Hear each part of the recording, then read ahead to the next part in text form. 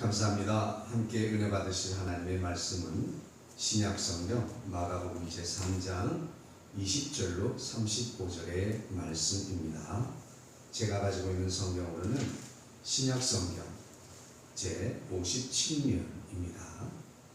제가 큰 소리로 받들어 읽도록 하겠습니다. 집에 들어가시니 무리가 다시 모임으로 식사할 겨를도 없는지라 예수의 친족들이 듣고 그를 붙들러 나오니 이는 그가 미쳤다 하밀러라. 예루살렘에서 내려온 서기관들은 그가 바알세불이 집혔다 하며 또 귀신의 왕을 힘입어 귀신을 쫓아낸다 하니 예수께서 그들을 불러다가 비유로 말씀하시되 사탄이 어찌 사탄을 쫓아낼 수 있느냐. 또 만일 나라가 스스로 분쟁하면 그 나라가 설 수 없고 만일 집이 스스로 분쟁하면 그 집이 설 수 없고 만일 사탄이 자기를 거슬러 일어나 분쟁하면 설 수 없고 망하느니라. 사람이 먼저 강한 자를 결박하지 않고는 그 강한 자의 집에 들어가 세간을 강탈하지 못하리니 결박한 후에야 그 집을 강탈하리라. 내가 진실로 너희에게 이르노니 사람의 모든 죄와 모든 모독하는 일은 사하심을 얻되 누구든지 성령을 모독하는 자는 영원히 사하심을 얻지 못하고 영원한 죄가 되느니라 하시니 이는 그들이 말하기를 더러운 귀신이 들렸다 함이노라. 그때에 예수의 어머니와 동생들이 와서 밖에 서서 사람을 보내어 예수를 부르니 무리가 예수를 불러 앉았다가 여짜오되 보소서 당신의 어머니와 동생들과 누이들이 밖에서 찾나이다. 대답하시되 누가 내 어머니이며 동생들이냐 하시고 둘러앉은 자들을 보시며 이르시되 내 어머니와 내 동생들을 보라. 누구든지 하나님의 뜻대로 행하는 자가 내 형제요 자매요 어머니이니라. 아멘. 할렐루야. 네. 박수기 권사님, 강병수 권사님 감사합니다. 먼저 말씀을 보기 전에 2배속으로 화면을 누르시고 위에 점 3개 누르시면 속도를 조절할 수가 있는데 2배속으로 하시면 저하고의 이 시간차가 줄어들게 될 것입니다. 오늘 본문은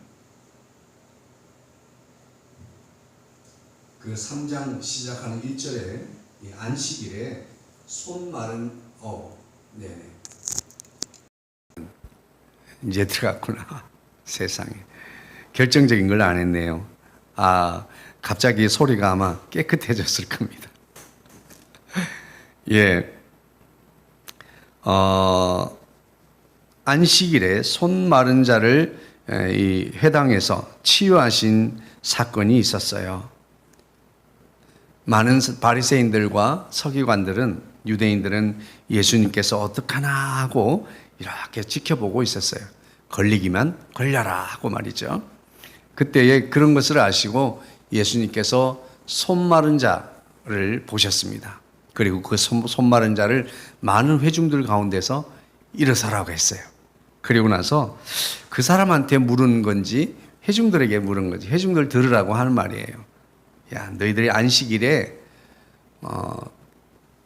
선한 일을 하는 것과 악한 일을 하는 것 중에 어느 게 낫겠느냐?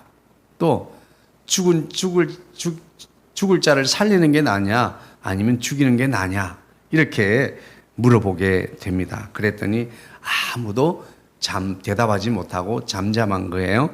예수님께서 그 많은 회중들이 보는 데서 이제 손 마른 자의 손을 깨끗하게 치유하여 주게 됩니다.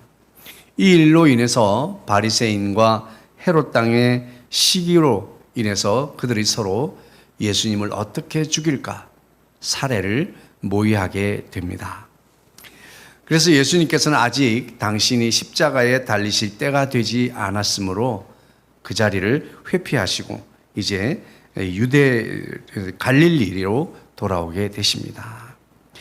그래서 갈릴리로 옮기신 예수님은 그 예수님이 어디를 가든지 사람들이 군중의 구름과 같이 모여들게 되었습니다. 그래서 사람들끼리 이렇게 막 부딪히고 그러는 것을 곤란하게 여기셔서 이 호숫가로 사람들을 이끄시고 호숫가에 사람들을 앉게 하시고 예수님은 배를 띄워서 그 배에서 말씀을 증거하시는 거예요. 그래서 자동적으로 이렇게 극장식이 되도록 해서 예수님은 확실히 이 사람을 창조하시고 세상을 지으신 분이라 음향학적 이해가 있는 것 같아요.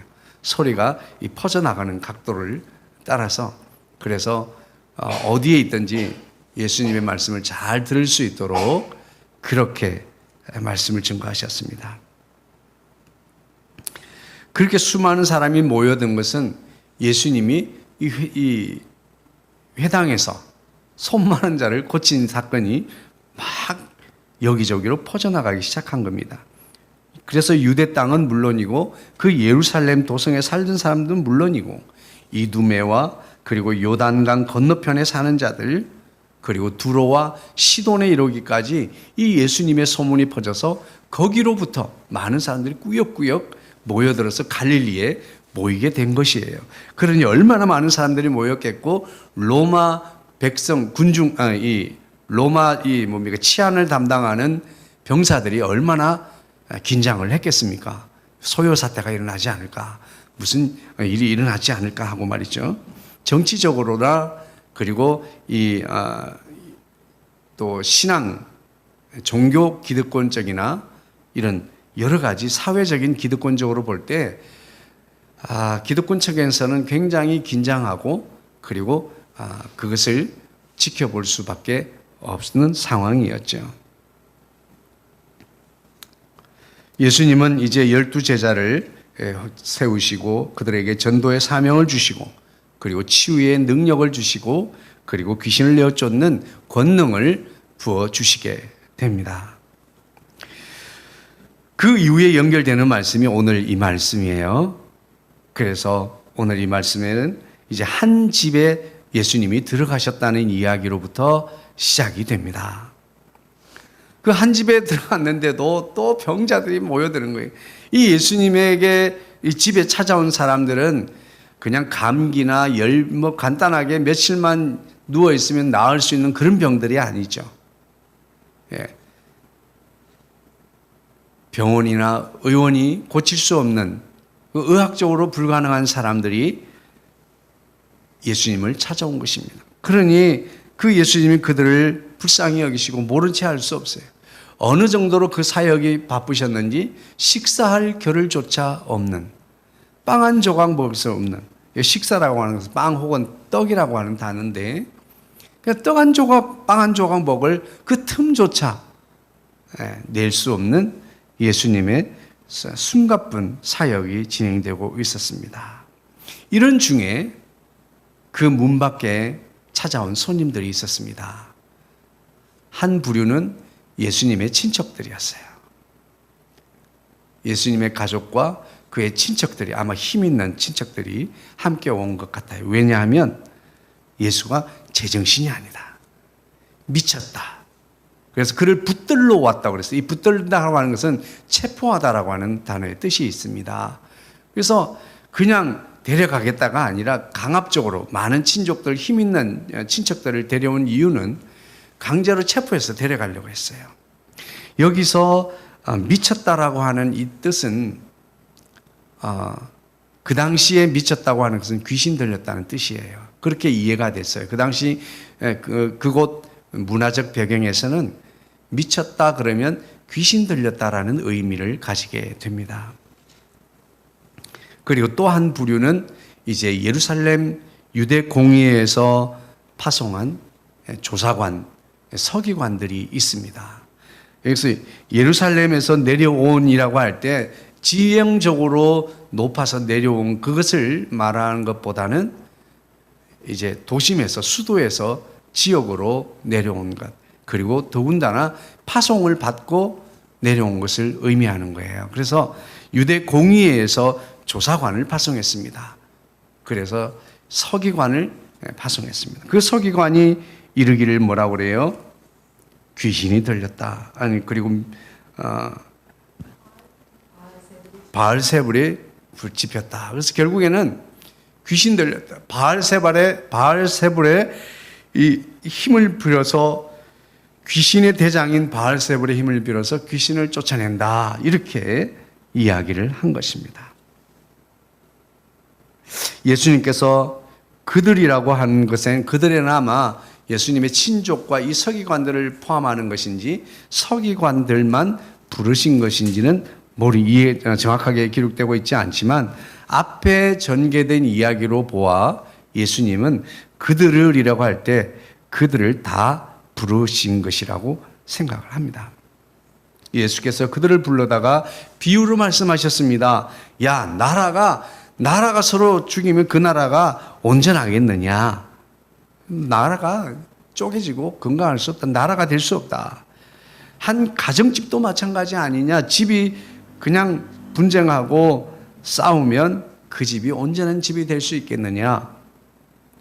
그러면서 사단이 어떻게 스스로 자기 그 귀신을, 사단을 그렇게 망하게 하겠느냐? 스스로 망하는 길을 어떻게 선택하겠느냐? 그러면서 예수님은 이렇게 말씀하십니다. 사람이 먼저 강한 자를 결박하지 않고는 그 집의 세간을 강탈할 수 없다. 이 말은 무슨 말인가 하면 귀신을 내어 쫓으려면 그 귀신의 집에 가장 강한 자를 결박한 후에야 그 부하 귀신들을 내어 쫓을 수 있다. 이런 뜻이에요. 이 말은 예수님이 이미 그의 강한 성령의 능력으로 이제 이 마귀 사단을 깨부시고 십자가 위에서 완전히 이기실 그 이야기를 미리 말씀하여 주신 것입니다. 그러므로 성령의 권능은 이미 마귀 사단을 깨뜨리고 이기신 것을 믿으시기를 주의 이름으로 축복합니다. 예수님은 이렇듯 이 논리적인 설득을 통해서 그들을 깨우치려고 하고 있습니다. 여기서 나라라고 하는 말은 바실레이아라고 하는 단어를 사용하고 있고 집이라고 하는 것은 오이키아라고 하는 단어를 사용하고 있는데 우리가 잘 아는 대로 오이코스, 그 안에 거주하는 모든 식솔들을 의미하는 거죠. 그러면서 예수님은 연이어서 성령 회방죄에 대해서 말씀하고 있습니다. 예수님께서는 사람이 모든 죄와 모독은 허물을 사함 받는다 그랬습니다. 이것은 우리 인간의 한계성을 예수님은 이미 알고 계십니다. 우리는 죄와 더불어 살고 죄를 먹고 마시며 살고 그리고 나의 스스로 개인으로 내 죄의 문제를 해결할 수 없음을 예수님은 이미 선언하고 계신 거예요. 그래서 이 모든 죄는 이제 예수 피로 사함을 받을 수 있다라고 하는 것을 전제적으로 말씀하고 있어요. 그런데 성령 모독죄는 사함을 받지 못한다. 영원히 죄가 된다라고 말씀하고 있습니다. 여기서 모독이라는 말로 사용된 그 단어는 성령을 모독하는 자라고 말씀하고 있습니다. 여기서 모독이라고 하는 말은 말로써 해를 입히다. 그리고 신성을 모독하다. 그리고 나쁘게 평가하다. 이런 뜻이 있어요. 그러니까 한마디로 말하면 나쁘게 말하는 거예요. 나쁘게 말하는 거예요. 무엇에 대해서? 성령의 역사를 나쁘게 말하는 겁니다.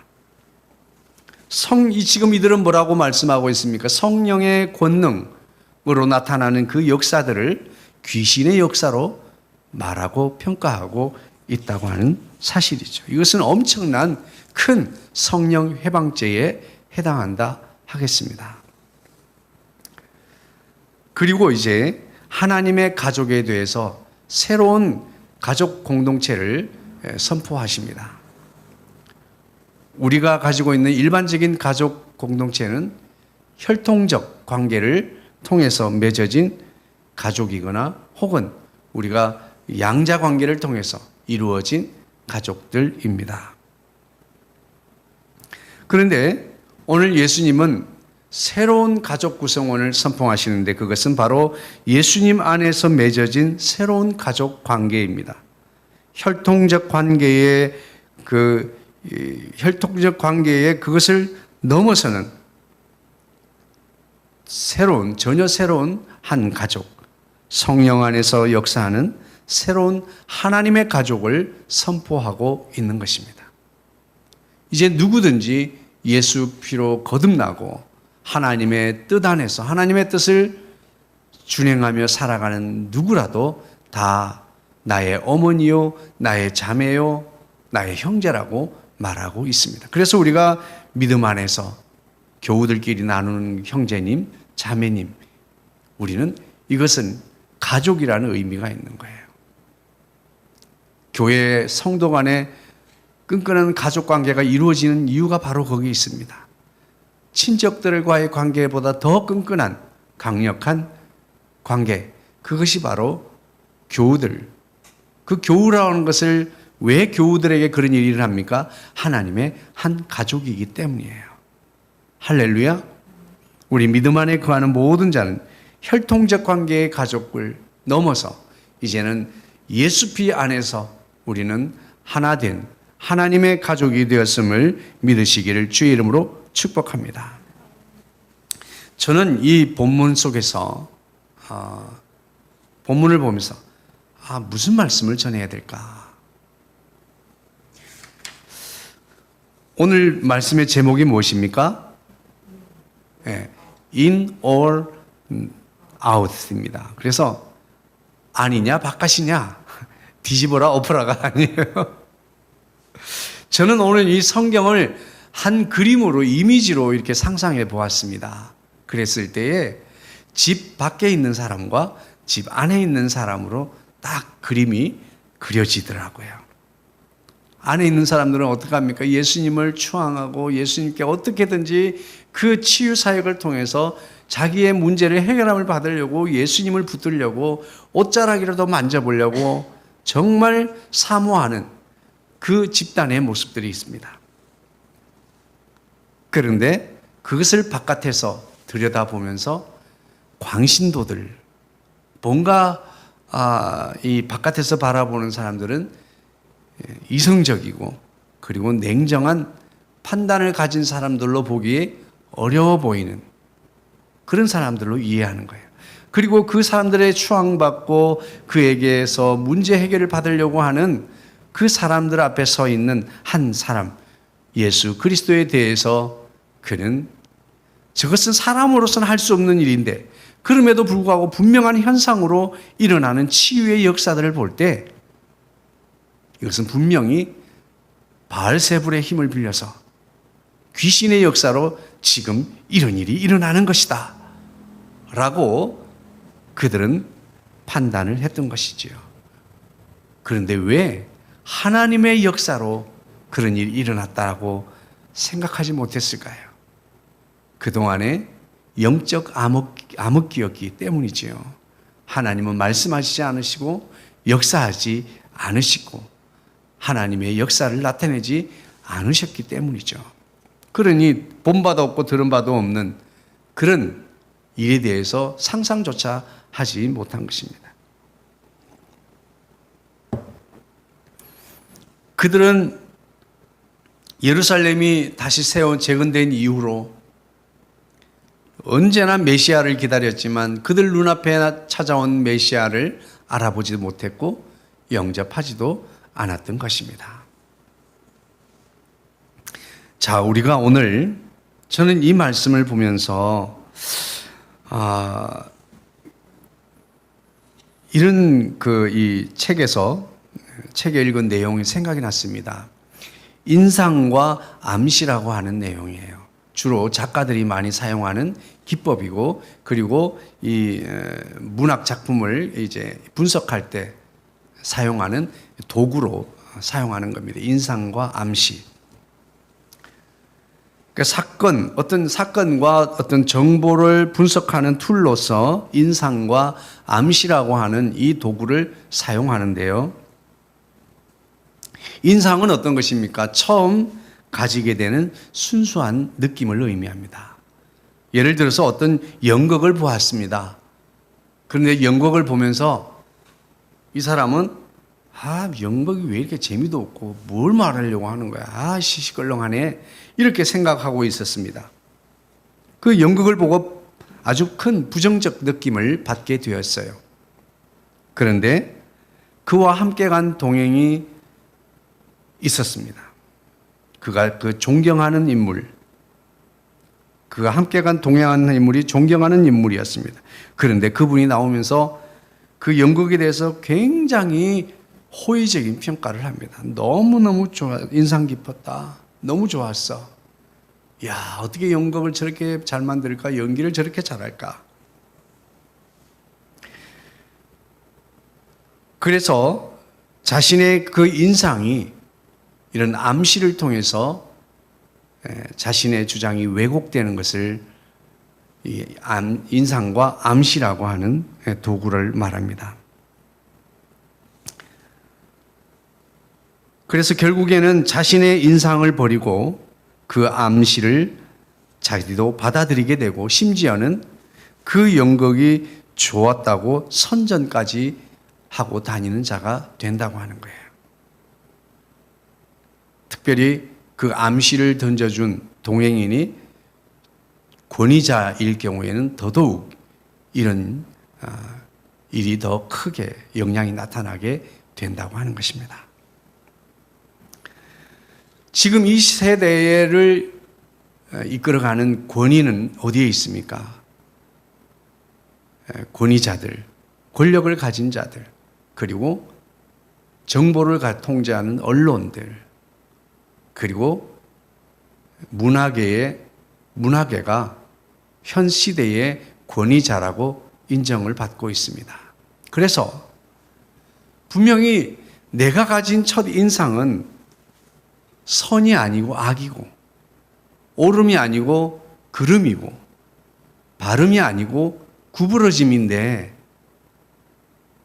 그런데 이 권위자들이 좋게 말하는 것으로 인해서 우리의 인상이 왜곡되고 결국은 그들 권위자들의 이야기를 좋게 평가하고 그들의 이야기를 따라서 자신도 좋게 평가하는 자가 된다고 하는 거예요.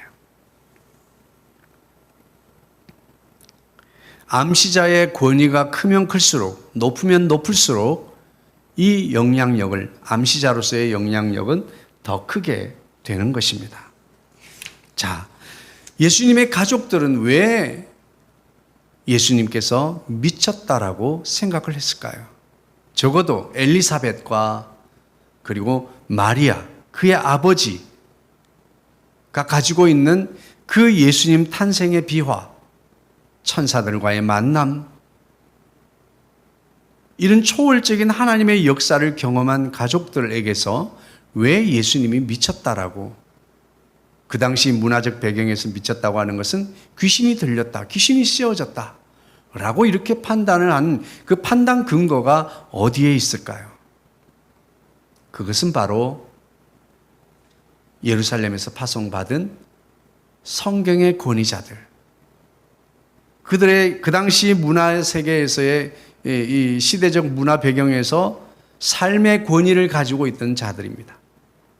그들이 삶의 기준이었습니다. 여러 가지 율법에 대해서 스승이고 말씀을 기록하고 말씀을 연구하는 그들이 권위자였습니다. 어쩌면 가족들이 보았을 때 탐복했을지 모르겠습니다. 이야, 우리 형님이 저런 능력이 있었네. 이야, 어떻게 저런 일이 일어나지? 정말 대단하다. 이렇게 보았을지도 몰라요. 그런데 그 당시 문화 배경, 사회 배경에서 가장 권위를 가지고 있었던 권위자가 바로 바리새인, 서기관, 종교 지도자들이었습니다. 그만 그들은 그들이 받은 예수님에 대한 인상을 그 권위자들에게서 주어지는 암시를 통해서 예수님을 바알세불, 귀신에 들렸다, 귀신의 힘을 빌어서 역사하고 있다 라고 이렇게 평가하게 된 것입니다. 이쯤 되면 제가 무엇을 말씀드리고자 하는지 아실 겁니다. 오늘 우리가 우리 인생길을 걸어가면서 우리는 많은 암시를 받습니다. 저것은 나빠라고 말하는 사람은 없지만 그것을 나쁘게 포장합니다. 어떤 일에 대해서 언론과 이 시대적인 문화와 이 모든 언론들은, 권위들은 계속해서 우리에게 암시를 통해서 저는 선동이라고 표현을 합니다. 이건 너무 과격한 표현일지 모르겠지만 어쨌든 우리는 이 많은 암시를 받으며 살아가고 있어요. 그 암시 속에서 우리의 인상은 왜곡되게 되고 우리는 바르지 못한 결정과 선택을 하게 된다고 하는 것입니다. 우리는 바르지 못한 정보를 가지고 있게 되면 왜곡된 정보를 믿게 될 것이고, 그리고 우리는 편견과 오해를 낳게 되고 편견을 가지게 됩니다. 우리는 많은 사건들을 있는 그대로 보지 못하고 오해를 하게 됩니다. 그리고 편견을 갖게 돼요. 편견은 선입견을 낳습니다. 우리가 오해와 편견이라고 하는 그 소설 속에서 잘 아는 것처럼 사랑하는 사람이 일찍이 만나서 더 오래도록 사랑하며 살 수 있었음에도 불구하고 그 모든 시간을 오해라고 하는 것, 편견이라고 하는 선입견 속에서 그 모든 시간을 흘려보내게 되는 것입니다. 우리 삶에는 이런 경우가 없습니까? 내가 스스로 그 사람이 나를 나쁘게 평가한다고 생각하는 이 편견과 오해를 가지고 그 사람을 등지은 일은 없었습니까? 우리에게 직접적으로 말한 사람은 아무도 없었습니다. 하지만 주변 권위자들의 이야기를 통해서 그 암시 속에서 나는 오해를 하게 되고, 그리고 그가 나를 싫어하고 미워한다는 편견을 가지게 되고, 그래서 우리는 그 사람은 나를 싫어한다는 선입견을 가지고 행동하게 된다고 하는 것입니다.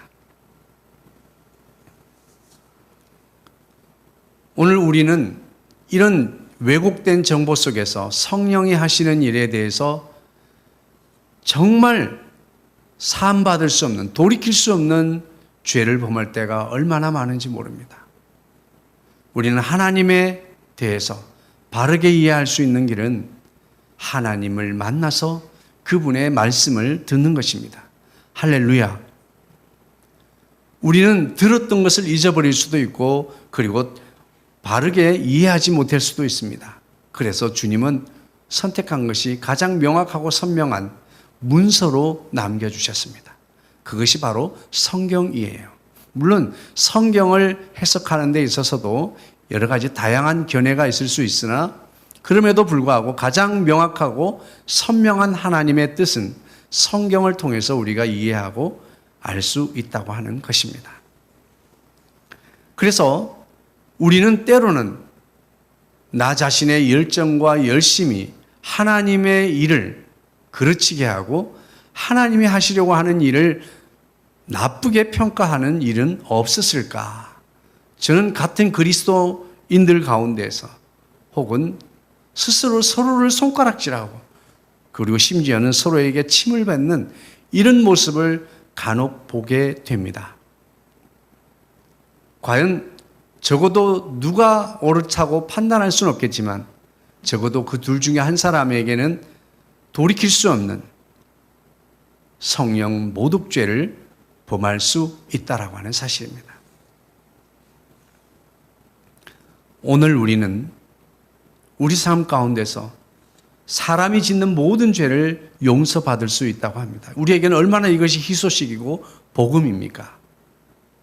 여러분, 우리의 허물과 실수, 죄악들은 오늘도 예수 십자가 안에서 맑게 눈과 같이 씻겨지게 될 것을 믿으시기를 주의 이름으로 축복합니다. 다만 하나님이 하시려고 하는 일을 우리가 나쁘게 말하고 나쁘게 평가하는 것, 이것은 성령의 모독죄에 해당하게 되는 것입니다. 하나님이 하시려고 하는 일을 해를 입히는 것, 방해하는 것, 나쁘게 평가하고 말하는 것, 이것은 신성 모독죄에 해당합니다. 오늘 저와 여러분들이 이런 치명적인 실수를 범하지 않을 수는 없을까요?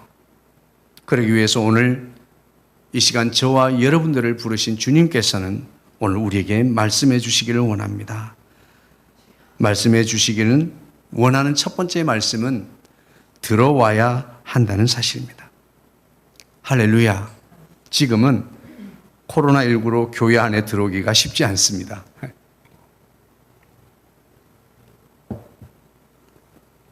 큰 의미에서의 교회 안으로 우리는 들어와야 될 줄로 믿습니다. 성령이라고 하는 그 띠 안에 성령의 하나 되게 하시는 그 교회라고 하는 공동체 안에 우리는 들어와야 될 줄로 믿습니다. 우리가 교회 밖에 있어서는 교회를 바르게 이해할 수 없습니다. 신앙적 열심을 보고 그저 한마디로 광신도라 평가하게 되는 것입니다. 가족들 안으로 들어와야 됩니다. 집 안으로 들어와야 됩니다. 그리고 같은 신앙 안에 들어와야 됩니다. 같은 공동체 안에 있어야 우리는 바른 평가를 할 수 있습니다. 집이라고 하는 구속력은 함께 있을 때 가족이라고 하는 구속력이 생기게 됩니다.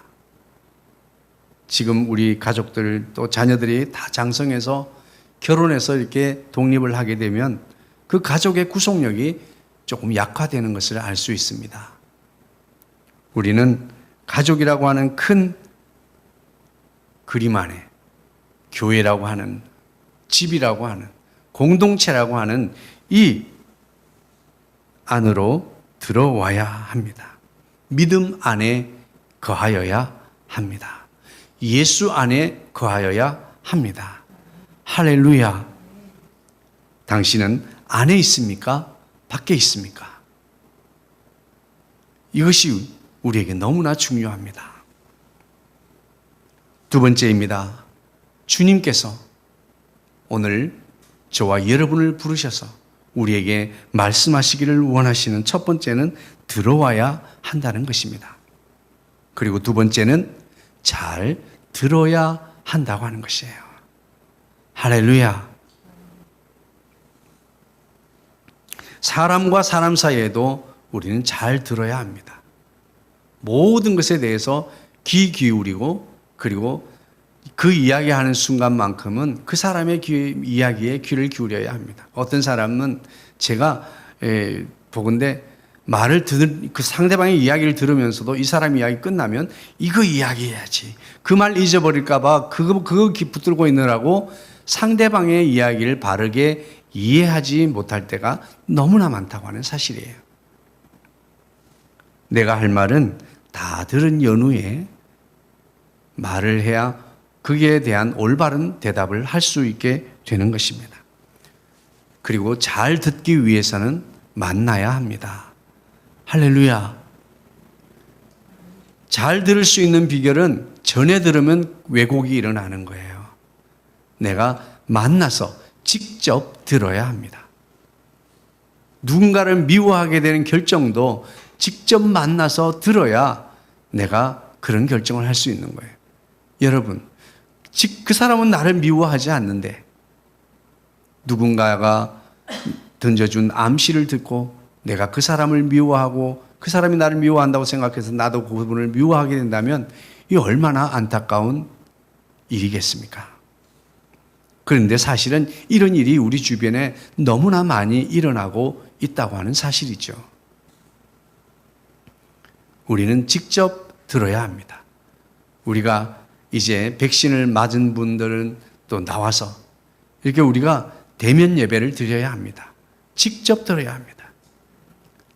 우리가 이렇게 비대면 예배를 드리는 것은 차선의 선택입니다. 우리가 할 수 있는 최선의 선택이 온라인 예배이지 그 예배가 대면 예배보다 더 우월하다라고 말할 수는 없어요. 우리는 잘 들어야 하는데 잘 듣기 위해서는 온라인으로 만나더라도 만나야 합니다. 그리고 온라인으로 만나는 것보다 직접 만나는 것이 더 중요합니다. 왜냐하면 우리는 서로에게서 이 말보다도 말이 아닌 말보다 더 중요한 우리는 오감을 통해서 서로 정보를 전달받기 때문에 그렇습니다. 우리는 잘 들어야 합니다. 잘 듣기 위해서는 만나야 합니다. 직접 만나서 들어야 정확하게 들을 수 있습니다. 오늘 저와 여러분을 부르신 주님께서 우리에게 말씀하시려고 합니다. 우리에게 말씀하시려고 하는 첫 번째 말씀은 들어와야 합니다. 그리고 두 번째는 잘 들어야 합니다. 마지막 세 번째는 오늘 저와 여러분을 부르신 주님께서 우리에게 세 번째 주시는 말씀은 말씀에 순종해야 한다고 말씀하고 있습니다. 할렐루야. 하나님의 뜻대로 행하는 자라야 하나님의 공동체 안에 있는 것입니다. 하나님의 뜻대로 순종하는 자라야 하나님의 가족 안에 있는 자입니다. 하나님의 뜻대로 순종하는 자라야 예수 가족이 되고 예수 피로 하나 된 예수 안에 있게 되는 것입니다. 우리는 선포된 말씀을 잘 들어야 하겠고, 그리고 그래서 말씀을 묵상하고 예배에 적극적으로 참석하고 말씀을 듣기를 사모해서 하나님의 뜻 알기를 원해야 됩니다. 그리고 우리는 세 번째로 하나님의 뜻을 알게 되었다면 그 말씀에 순종하는 삶을 살아야 할 줄로 믿습니다. 그렇게 할 때 우리는 예수 안에 있게 될 것입니다. 예수 가족 안에 있게 될 것입니다. 예수 공동체 안에 있게 될 것입니다. 여러분은 안에 있습니까? 혹은 밖에 있습니까?